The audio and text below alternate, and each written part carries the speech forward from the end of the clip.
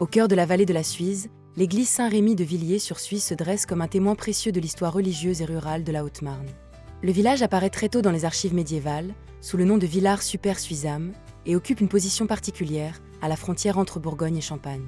Cette situation a façonné son identité, ses traditions et son patrimoine religieux. L'église actuelle remonte au XVIe et XVIIe siècle, période durant laquelle elle fut reconstruite ou profondément remaniée.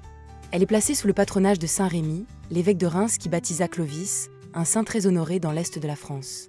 L'édifice présente une particularité architecturale rare, un double transept implanté d'un seul côté de la nef, une disposition peu courante dans les églises rurales de la région. Cette configuration permettait d'accueillir davantage de fidèles et reflète l'importance de la paroisse à l'époque moderne. Autrefois, l'église dépendait du doyenné d'Issan-Bassini et relevait du patronage des chevaliers de Malte, ce qui témoigne de son statut et de ses liens avec les grands ordres religieux. Elle avait pour succursale l'église de Léfont et pour annexe celle de Mormant, formant un ensemble paroissial structuré et actif. Un événement marquant de son histoire survient en 1671, lorsqu'Alexandre Cordier, ecclésiastique originaire du village, finance la reconstruction complète du chœur. Ce geste généreux illustre l'attachement profond des habitants à leur église et leur volonté de la préserver. Au fil des siècles, l'édifice a connu plusieurs restaurations, mais il a conservé son caractère authentique, typique des constructions religieuses marnaises.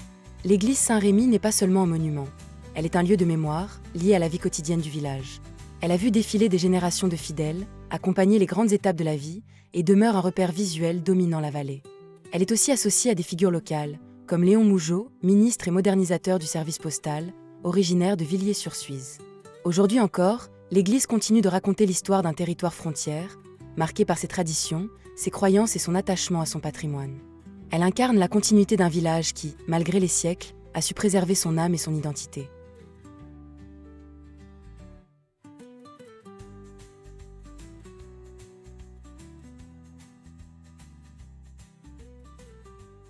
Notre visite est maintenant terminée. Mettez un like si vous aimez mon travail. N'oubliez pas de vous abonner. Merci et à bientôt.